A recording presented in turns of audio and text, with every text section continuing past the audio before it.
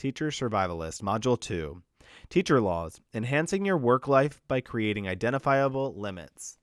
Breaking the law, breaking the law, breaking the law.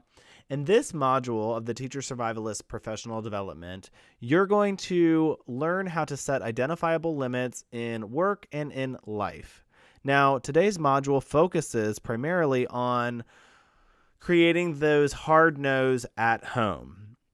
But the companion resource you'll be working with today sets up those teacher life laws that you want to bring into your classroom so that your students understand where the limit or where the no is.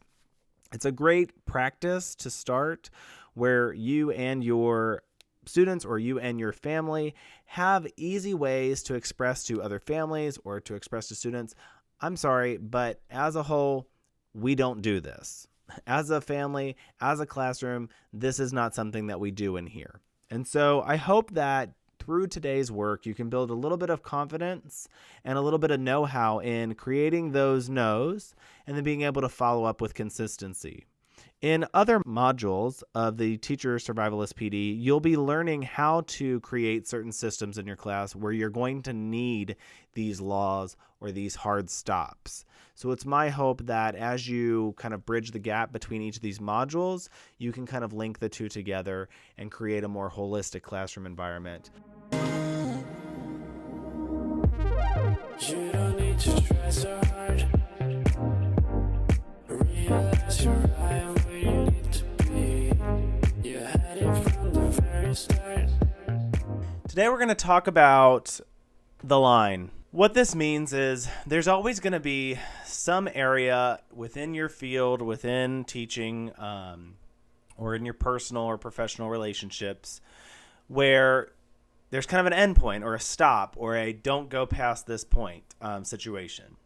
And it's really great. It's actually an excellent way of working in a professional setting because it's definitive.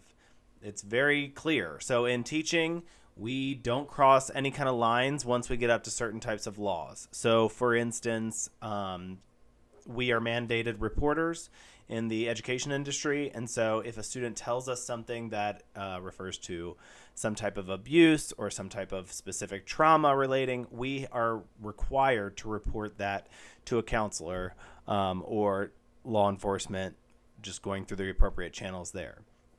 And so as a teacher, that is a line that we know it is very clear with us and it's easy to stick to.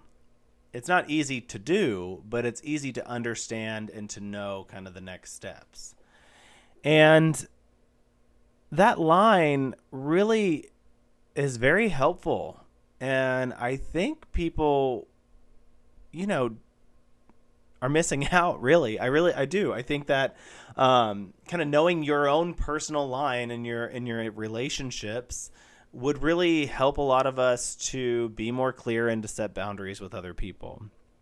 Another line in teaching is if students are kind of close with you and they feel comfortable sharing or anything like that, I'll stop them if they are getting anywhere close to anything. And I'll just say, I want to be clear and I want to let you know that I am a teacher first and I am a mandated reporter. And so what you tell me, I will have to pass on.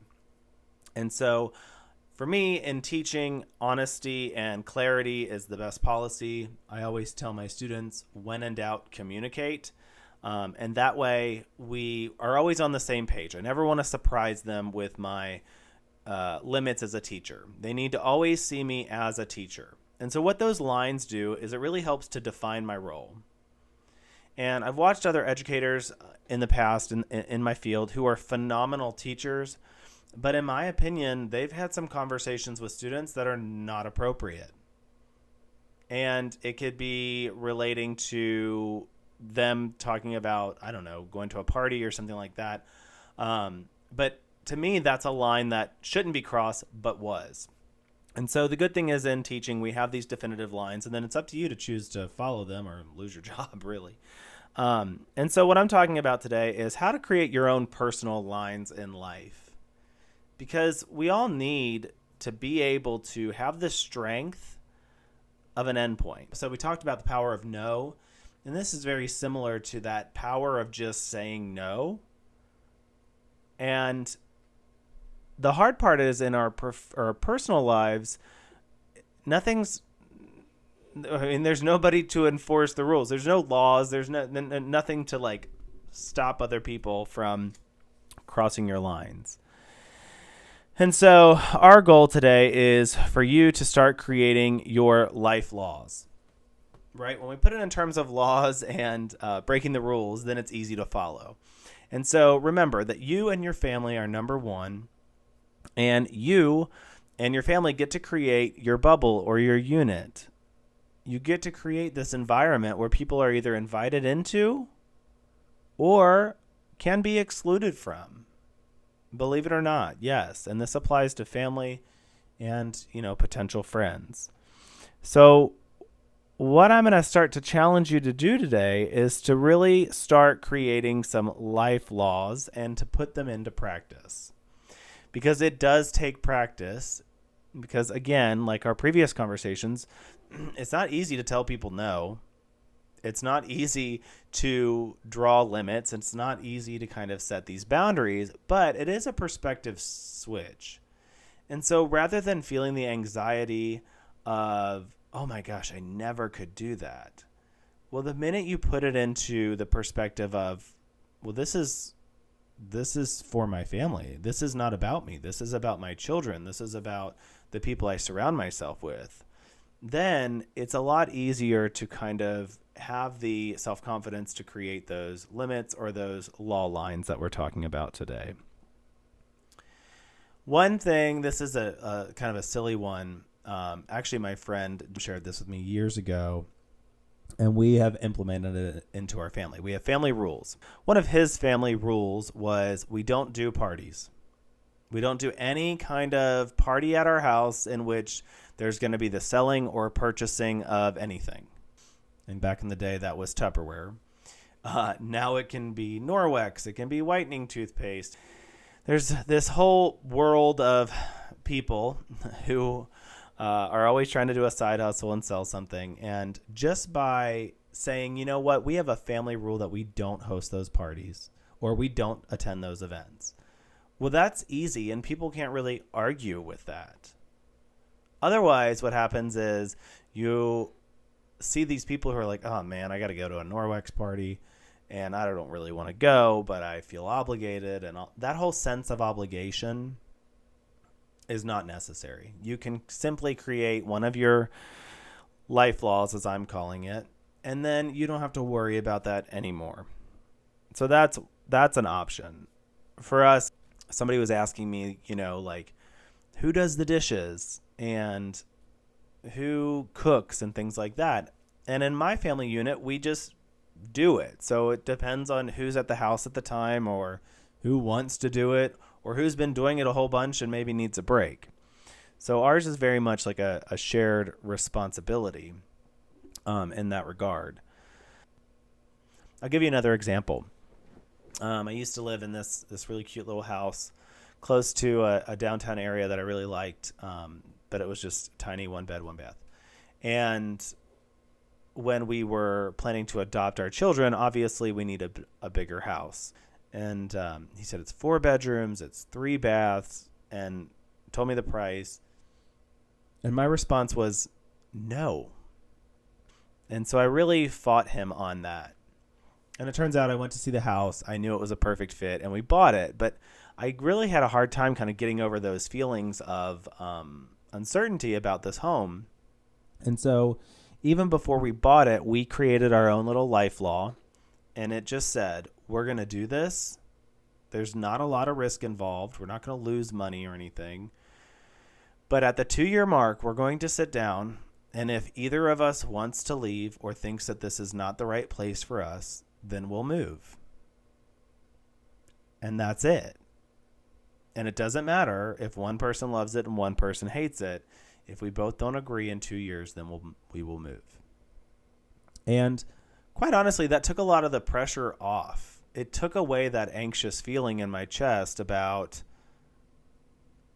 is this too much? And all the worry and all the thoughts that go on in my crazy busy head about these big decisions.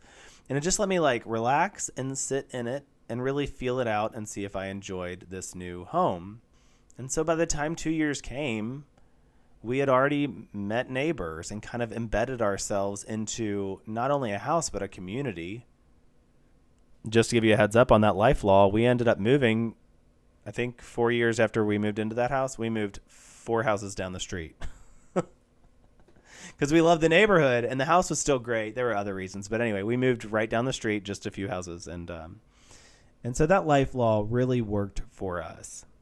Being able to put those boundaries and limits to say, if we don't both agree, then it's a no, works for us. That's not going to work for everyone. And it doesn't have to. And so in your life law, if you were going to do a similar one, might say, it might be a little bit more of like a win-lose situation. If you ever watch Schitt's Creek, Alexis, one of the characters, tells David, it's my turn to take a selfish. No, it's my turn to take a selfish. And that's kind of how I think of it too. You know, maybe in your relationships, you could joke around and kind of say, well, who took the selfish last time and whose turn is it to take the selfish this time? And they get to make the decision. The challenge that I have for you is to come up with a list of life laws that you think would really benefit your family. And for me, and maybe for you, a lot of them are tied to obligation. So anything that you have this certain sense of, well, we just have to do it.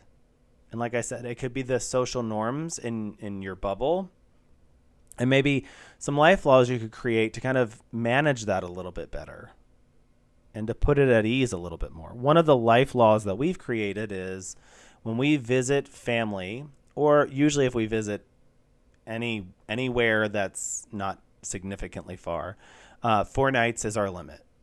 Our life law says we'll go for 4 nights and that's the end. Even if we could stay another day, we won't do it. We know that that is the sweet spot in our relationship and for our family where we're all going to leave happy and healthy, mostly. So start to think about what some of these life laws might look like for you. Another one that we have is our children are not allowed to do an activity at the same time unless they're doing it together. So what that means is our daughter might be doing dance, and that's going to be the next 3 months. Well, then our son can't do anything during that time. And then when she's done, he gets to choose an activity, and it might be tennis or basketball or whatever, and we'll sign him up for that activity. If they can both agree on something, then they can both do it. So let's say they both wanted to be part of the swim team. Great. That's awesome. Sign us up. And again, that's not going to work for everyone. Our kids are still a little bit younger. But when I think of it in terms of David and Alexis from Schitt's Creek, your kids don't always get to take the selfish. It's not always their turn. And it's not always the best situation for everyone. It's not going to make them happy. But the life law is meant to be the betterment of the whole. It's looking at the big picture of your family.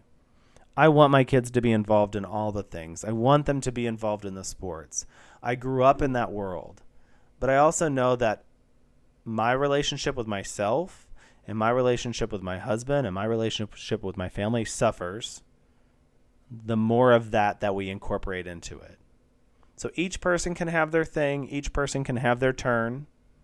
And there are special circumstances that come up that challenge that. And that's when we have to have a family talk. But these life laws not only create kind of limits, but it also builds that connection and that sense of confidence in your relationship and yourself. I mean, a lot of this is just about empowerment and how powerful you feel knowing that you're doing what's right for you and what's right for those people around you. So use the word law because it is hard and it is solid and it is rarely changing so that you understand you're not flexible in that law that you and your family have created. That is a stopping point. That is the limit, just like in teaching. We cannot go past there, and that is the end. So create your own laws and create your new bubble. I challenge you to do this today. Come up with your 3 and then really start putting them into practice. You don't have to wait for an opportunity to use them. You can actually just kind of share them in conversation like we're doing right now with your friends and just say, hey, we're trying out this new thing. And the more you speak about it, the more you're going to be confident in it and you're going to feel it. And you're also going to be able to kind of sort out some of the questions you might get about it. But then it will be easier to go forward. And each time you practice this, you're going to feel better, your family's going to be healthier, and your future's going to look brighter. So enjoy those life laws today. As I told the guys this week when they were asking me what I do with, like, I can't imagine being a teacher. And I said, well, don't you teach your kids?